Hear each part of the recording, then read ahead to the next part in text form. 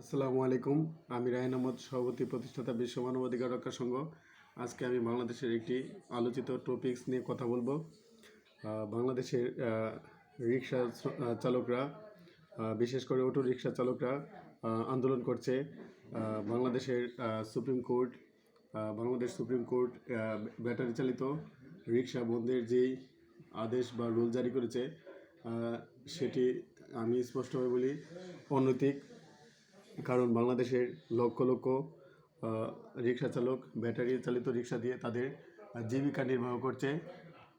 হুট করে তাদের কর্মসংস্থানের ব্যবস্থা না করে, এমপ্লয়মেন্টের ব্যবস্থা না করে বর্তমান সরকার, বিশেষত সুপ্রিম কোর্ট যেই ডিসিশন নিয়েছে তা অনৈতিক, ইলিগেল।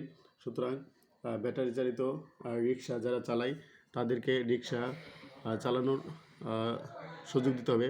বিশেষ করে আমি ঢাকা শহরের শাহবাগ, ধানমন্ডি, মতিঝিল, শাহজাহানপুর, আজিমপুর, লালবাগ বিভিন্ন স্পটে দেখেছি যে রিক্সা চালিয়ে অনেক লোক দৈনিক 2-3 হাজার বা 1,500 টাকা ইনকাম করে তার পরিবারের বাসা ভাড়া, পরিবারের খরচপাতি এবং ছেলে মেয়েদের শিক্ষার ব্যবস্থা করে।